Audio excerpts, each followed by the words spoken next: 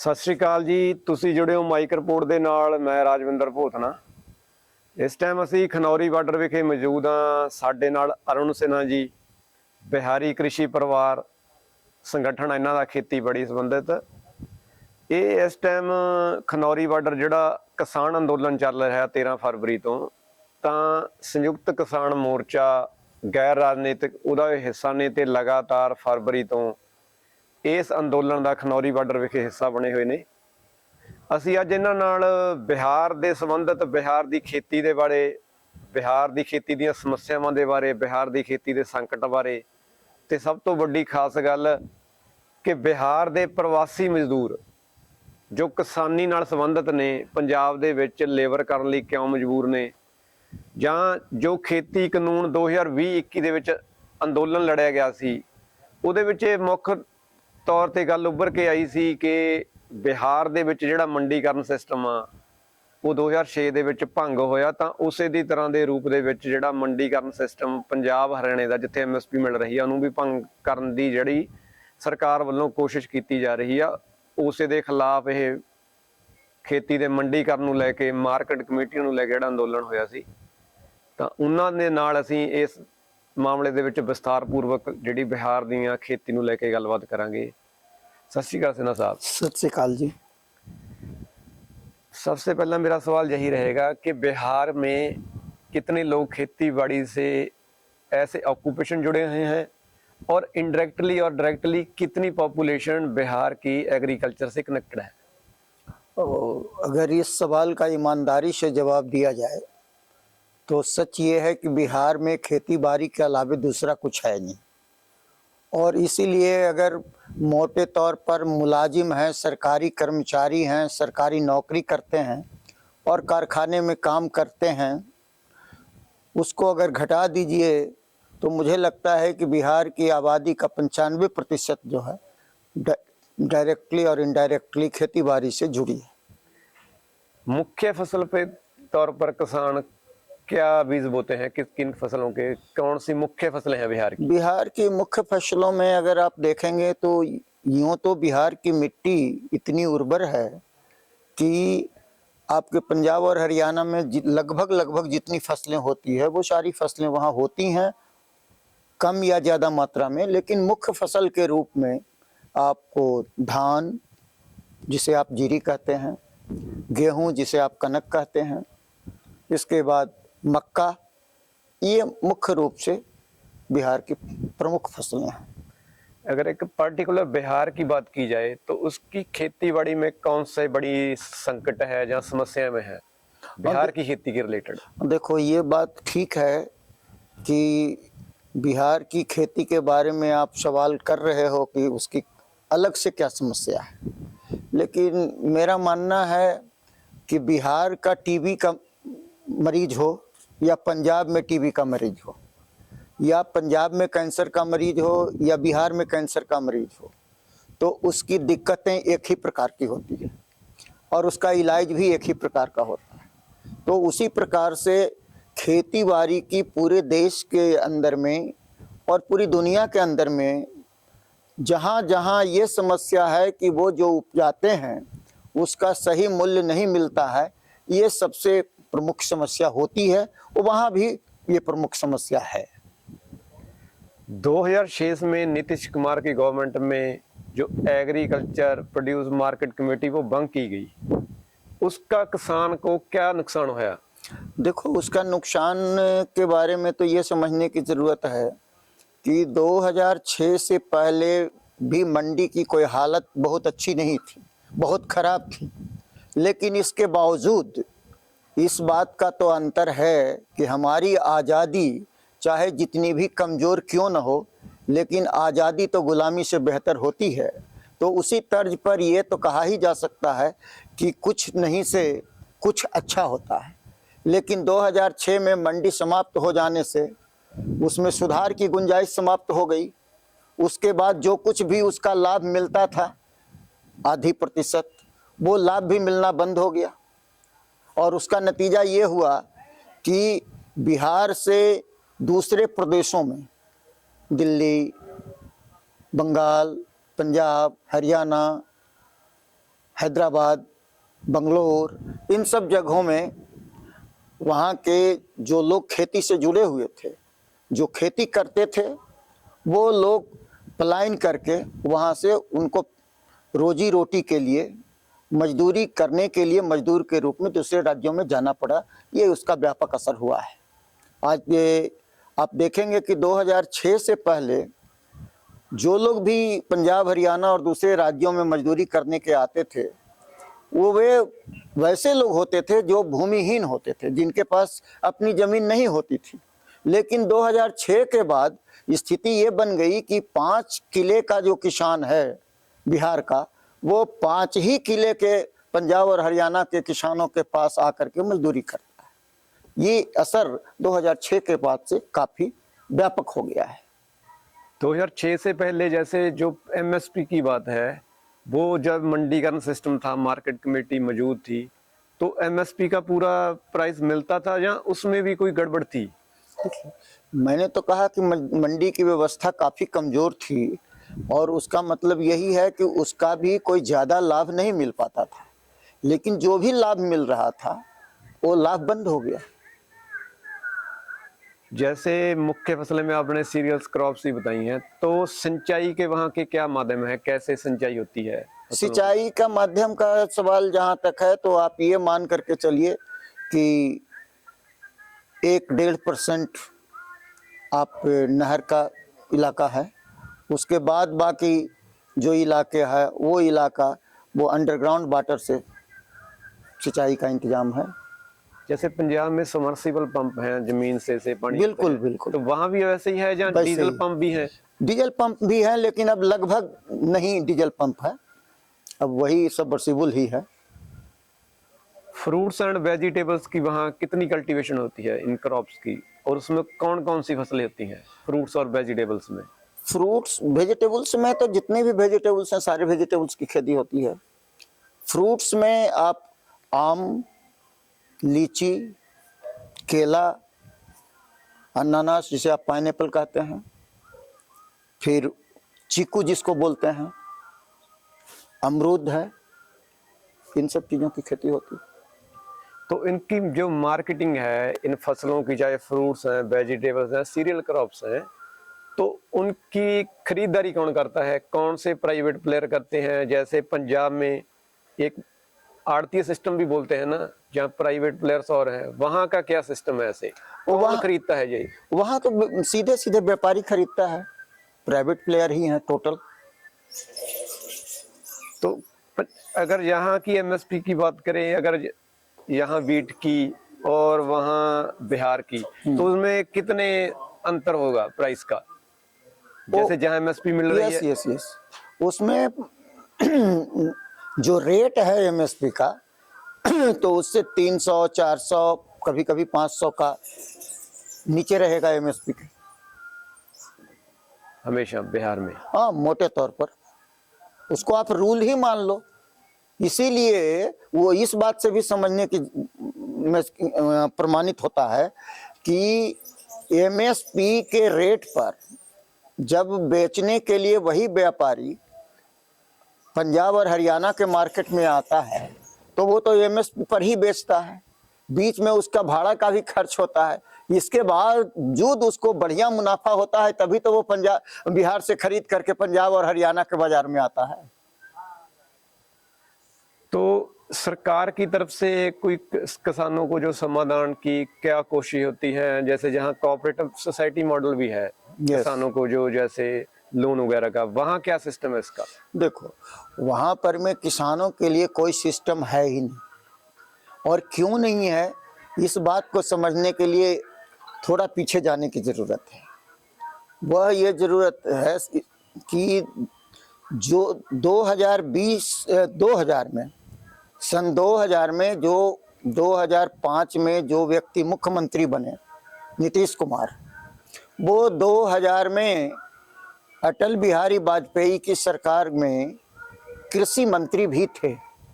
और जब वो कृषि मंत्री थे तो उन्होंने एक राष्ट्रीय कृषि नीति बनाई थी, जिसके खिलाफ भी आंदोलन हुआ था और पूरे देश के अंदर में आंदोलन हुआ था, जिसके कारण वो कृषि नीति लागू नहीं हो सकी।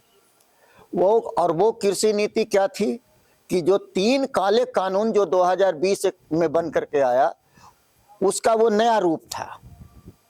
और फिर अभी आप जो देख रहे हैं ड्राफ्ट रिपोर्ट जो आया है, वो क्या है, वो चारों को मिला दीजिए तो चारों का मिला जुला रूप है। तो इस प्रकार से मैं ये बात बताना चाह रहा था कि नरेंद्र मोदी तो 2014 के बाद तक भी, यूं कह लीजिए 2018 तक वो किसानों की बात करते थे, लेकिन नीतीश कुमार तो 2000 से ही किसानों के खिलाफ खड़े हैं जब वो राष्ट्रीय कृषि नीति बनाए थे। ये 2020-21 के काले कानून में भी बनाने में भी वो हाथ खड़े करने में उनके साथ खड़े थे।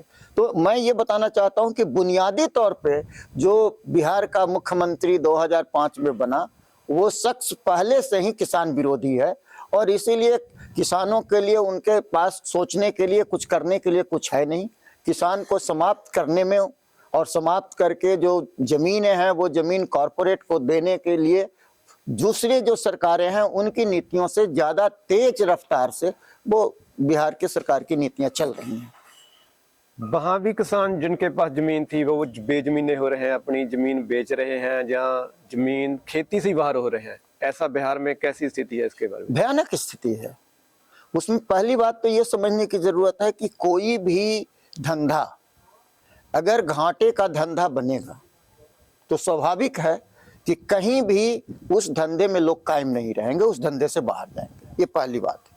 दूसरी बात है कि बिहार में जिन लोगों के पास खेती रही है तो उनके पास खेती के अलावे दूसरा कुछ है नहीं, इसलिए जब भी उनकी उपज का लाभ नहीं मिलेगा तो वो उनके ऊपर में दिक्कतें बढ़ेगी।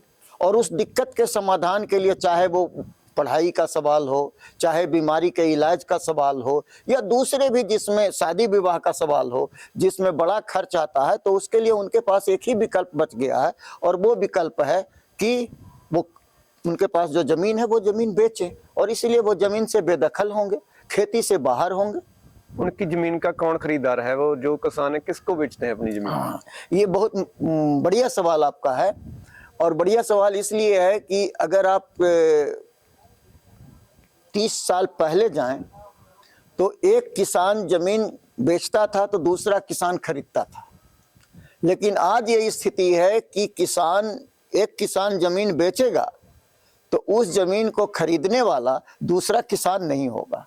किसान की औकात, हैसियत नहीं है कि वो जमीन खरीदे। जमीन खरीदने का काम या तो जो सरकारी नौकरी में है वो करेगा, या फिर जो व्यापार करता है वो करेगा, या फिर जो ऐसे लोगों की दलाली करता है, तो दलाली में भी आजकल बहुत पैसे हैं, तो वही लोग जो है जमीन खरीदते हैं। जो किसान है वहाँ के, उनका जो परिवार का है, जहाँ पूरे परिवार का लिविंग लाइफस्टाइल है, बेसिक कम्युनिटीज है, वो उनका लाइफस्टाइल पूरा कैसा है एक परिवार के, एक किसान का? बहुत बुरा है। जिसमें ना वो कायदे का कपड़ा पहन सकते, ना वो कायदे का खाना खा सकते, ना कायदे की पढ़ाई बच्चों को दे सकते, ना वो कायदे का इलाज कर सकते। और ऊपर से जो है, आप जानते हैं कि जहाँ गरीबी होती है वहाँ पर में लड़ाई झगड़े भी ज़्यादा होते हैं, ये साइंटिफिकली प्रूव्ड है। और तब फिर उनके लिए एक मामले मुकदमे में भी खर्च का सवाल बन जाता है, इसलिए बहुत बुरा हाल है। तो जो पूरा ये खेती बाड़ी का जो संकट है बिहार में, उसमें कितनी चेतनता है किसानों में, या किसान मूवमेंट कैसी है वहाँ पूरे बिहार में? किसान संगठन कितने एक्टिव है? कैसा उनका सरकार के खिलाफ लड़ने का तरीका है? कैसे पूरा मैनेज करते हैं किसान? देखो, किसान मूवमेंट मीन टू से। यस, आपने जो पहला सवाल किया था उससे इसका बहुत गहरा रिश्ता है। जैसे जिन्हें आप किसान नेता कहते हैं, मैं तो बिहार की नहीं पूरे देश की बात कर रहा हूँ, तो आपने भी मुझसे वही सवाल किया था। तो 100 में 99 किसान नेता जो हैं बिहार में, तो 100 में 100 भी आप मान सकते हो, लेकिन पूरे देश के अंदर में जो किसान नेता हैं उनसे जब आप सवाल करेंगे कि खेती में की समस्या क्या है, तो इस सवाल का शायद ज़्यादातर लोग ये जवाब देंगे कि इन्हें खाद की दिक्कत है, इन्हें बीज की दिक्कत है, इन्हें ये दिक्कत है, कीटनाशक की दिक्कत है, तो इसमें इनको ये दिक्कत है, वो दिक्कत है, ये सारी चीज़ों की बात वो करेंगे। लेकिन मेरा मानना है कि किसानी की जो सबसे बड़ी दिक्कत है, वो सबसे बड़ी दिक्कत है उसकी उपज का दाम ना मिलना, और जिसके लिए एमएसपी गारंटी के कानून के सवाल को लेकर के पीछे 2020-21 में भी आंदोलन था, और अभी ये 24-25 में भी ये आंदोलन चल रहा है। तो ये सबसे बड़ा सवाल है, ये सब जगह ये बड़ा सवाल है। अब ये बड़ा सवाल जो है, तो मैंने जैसा कि आपको बताया कि जब किसान नेता को ही ये पता नहीं है कि जिस जमात की हम नुमाइंदगी करते हैं, प्रधानगी करते हैं, उस जमात की असली समस्या क्या है, तो इसका रिजल्ट ये होता है कि जो उसकी छोटी छोटी दिक्कतें हैं उस पर जो है जत्थेबंदियां जो है उलझती रहती हैं, तो वो तो समाधान होता ही नहीं। उदाहरण के लिए मैं ये कहूँ कि अगर किसी मरीज को कैंसर है, उसके साथ में उसको खुजली भी है, उसके साथ में और खांसी भी है, सर्दी भी है, तो आप सब लोग इस बात को स्वीकार करेंगे कि इलाज का तरीका ये होगा कि कैंसर को पहले ठीक किया जाए। ये छोटी छोटी बीमारियां तो खुद भी ठीक हो सकती हैं, और अगर नहीं ठीक होंगी तो बाद में इसमें को देखा जाएगा। इसीलिए ये बड़े सवाल को देखे जाने की जरूरत है। लेकिन ये जो दिक्कत है ये मैंने आपको बताया, और बिहार के अंदर में जो स्थिति है वो उसका कारण, बड़ा कारण जो है, जो आपने चेतनता की बात की है, तो ये जो चेतना है, ये चेतना दो तरह से पैदा होती है, मैं जितना समझता हूँ। पहली वजह तो होती है कि जो जत्थेबंदी जिस जमात की है वो अपने लोगों के बीच में जानकारी को ले जाएं, तो लोग चेतेंगे, लोगों के पास जानकारी जाएगी। लेकिन इसके ये पहलू उसमें काम नहीं इसलिए करता बिहार में कि जैसा मैंने बताया कि नेता को खुद ही नहीं मालूम है कि असली समस्या क्या है और इसका समाधान क्या है, तो फिर सही जानकारी वो कैसे देंगे। ये पहला एक सेकंड के लिए। दूसरा ये कि बिहार में जो माहौल बनता है वो माहौल बनता है पक्ष और विपक्ष को लेकर के। तो बिहार के अंदर में अगर आप गौर से देखेंगे तो लगभग आप मान लीजिए कि पिछले 30-40 सालों से विपक्ष नाम की चीज कुछ होती नहीं। तो विपक्ष की जो जिम्मेवारी होती है, वो जिम्मेवारी का निर्वाह जब नहीं होगा तो माहौल बनाने का भी काम नहीं होगा। तो ना तो वहां माहौल बनाने की स्थिति है, और ना जत्थेबंदियां जो है, जो चूंकि अधिकांश जत्थेबंदियां जो हैं भी नाम की, तो वो किसी न किसी राजनीतिक दल से जुड़े हुए हैं। और मेरा मानना है कि जो जत्थेबंदी किसी राजनीतिक दल के साथ जुड़ी है, उसका पहला काम होता है अपने राजनीतिक दल के उम्मीदवार के लिए वोट मांगना, उनके लिए सहानुभूति इकट्ठा करना, उनके लिए फंड इकट्ठा करना, इस सिवाय इसके दूसरा कोई काम होता नहीं। लेकिन चूंकि वो दलों से ही जुड़ी जत्थेबंदियां हैं, तो इसलिए वो इस जमात की जो असली समस्या है वो समस्या पर ज्यादा कुछ काम नहीं हो पाता है। जैसे पहले भी बात की हमने, जो बिहार से किसान भी हैं जो अलग अलग राज्यों में काम करने के लिए जाते हैं, पंजाब में भी आते हैं धान के सीजन में, तो किन किन राज्यों में वो किसान जाते हैं और उनकी जो कमाई होती है वहां से वो उनके लिए सफिशिएंट है? धान बोने के अलावा और भी कोई काम करते हैं किसी और स्टेट में या बड़े शहरों में, बड़े महानगरों में? हाँ बिल्कुल। देखिए, आमदनी जो उनकी है वो तो आप खुद भी अगर जोड़ेंगे, मान लो कि आप पंजाब में किसान हैं, आपके यहाँ बंदा आया, काम किया, फिर आपके पड़ोस में काम किया, तो आप एक हिसाब देखते हैं कि 15 से 20 दिन वो काम करते हैं या महीना दिन काम करते हैं। तो एक महीने के अंदर में उनको जो आमदनी होती है और फिर वो उनको जो खर्च होता है आने जाने रहने का, फिर तो आप सहज ही अनुमान लगा सकते हैं कि वो कितनी बड़ी रकम होती है। और इतनी बड़ी रकम, ये जो रकम होती है, इस रकम से कोई ज़्यादा दिन तक चलना नहीं है। तो जाहिर बात है कि दूसरे काम के लिए फिर उनको दूसरे प्रदेश में, दूसरे शहरों में भागना ही पड़ेगा। यूं कह लीजिए कि भागते ही रहना पड़ता है, पूरा साल भागते रहते हैं। भागते रहते हैं। उनकी जो माइग्रेशन है वो पूरा साल होती रहती है, अलग अलग कामों के लिए, अलग अलग राज्यों में, अलग अलग शहरों में। जैसे चेतनता की बात कर रहे हैं, तो एक ये भी फैक्टर होगा ना लिटरेसी रेट का, अनपढ़ता जो जैसे बोलते हैं, जिसे वहाँ कितना लोग पढ़े लिखे हैं या लिटरेसी रेट क्या है, उसका भी तो एक चेतनता में बड़ा योगदान रहता है। आप देखो, मैं जो समझता हूँ, मैं अपने अनुभव से ये कह सकता हूँ कि आज की तारीख में जो पढ़े लिखे लोग हैं वो ज़्यादा बेईमान है, ये एक सच्चाई है। फिर भी पढ़ाई लिखाई से चीज़ों को समझने में तो मदद मिलती ही है, लेकिन एक बड़ी बात यह है कि अनुभव और ख़ास तौर से किसानी जो ये पेशा है, इस पेशा में जो अनपढ़ लोग भी हैं वो पढ़े लिखे लोगों से बेहतर कर रहे हैं। शर्त ये है कि जो कुछ वो बनाते हैं, जो कुछ उपजाते हैं, अगर उसका दाम उनको मिल जाए तो फिर आगे चीज़ें बढ़ जाएगी, लेकिन दाम का नहीं मिलना ये मूल संकट है। जैसे पहले आंदोलन होया था 2021 में, उस आंदोलन में क्या छाप छोड़ी बिहार में और लोगों में? इसमें कोई चेतनता की बात हुई या आगे एमएसपी की बात, वो सब की अवेयरनेस, उस आप पूरे उस आंदोलन को बिहार के अगर साथ जोड़ें तो आप उसे कैसे देखते हो, जो बड़ा दिल्ली वाला आंदोलन हुआ था? देखिए, दिल्ली वाले के आंदोलन, पिछले वाले आंदोलन के साथ अगर मैं देखता हूँ तो आप पंजाब की बात आप करेंगे तो जैसे ही जून 2020 में ये ऑर्डिनेंस आया था, वो वैसे ही पंजाब में आंदोलन शुरू हो गया था। लेकिन बिहार में इस आंदोलन की गूंज जाते जाते 1 साल लग गया।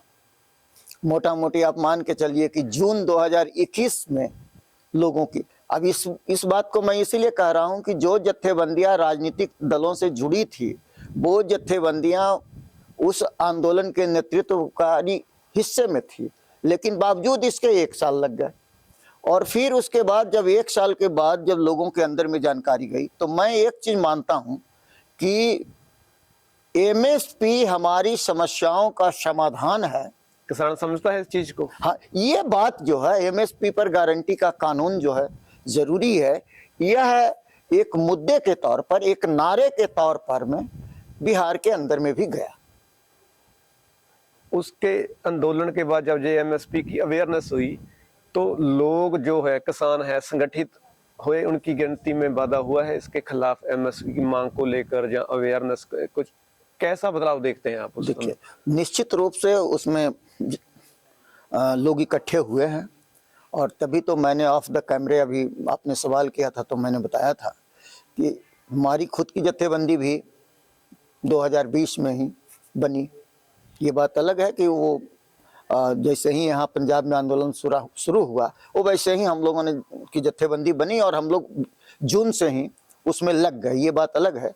लेकिन लोगों का जुड़ने में मैं फिर कहूँगा कि चूंकि जो जत्थेबंदियाँ पहले काम कर रही थी, उन जत्थेबंदियों के साथ जो लोग जुड़े, लेकिन आंदोलन केवल लोगों के जुड़ने से नहीं होता है।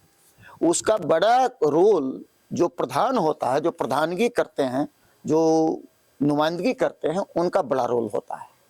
अभी आप पंजाब के अंदर में भी देख लीजिए, ढेर सारी ऐसी जत्थेबंदियां हैं जो जत्थेबंदियां उस आंदोलन में प्रमुख भूमिका में थी, लेकिन आज जो वो लेकर के आए 2021 के 9 दिसंबर को, तो वो उसको बाद से 3 साल गुजर गए, लेकिन उन्हें कोई चिंता नहीं हुई कि भाई जो चीज़ें, जो वादा, जो आश्वासन जो हम लेकर के आए हैं वो पूरा नहीं हो रहा है, तो उसके लिए हमको कुछ करने की जरूरत है।